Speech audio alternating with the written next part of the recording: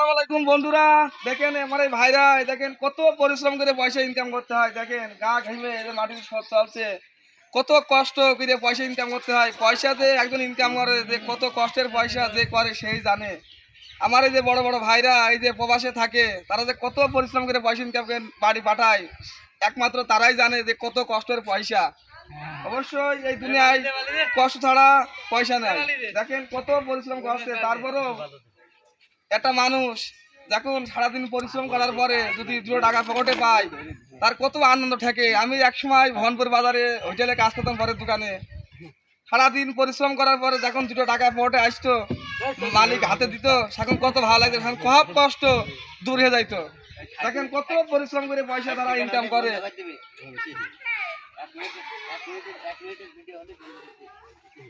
দেখেন তার কত গা ঘিরে, দেখেন দিকে মনে অবস্থা, কত পয়সা কষ্ট করে কষ্টের পয়সা। তারপরও তারা অনেক সময় তারা খুশি থাকে। কি আপনারা খুশি থাকেন না?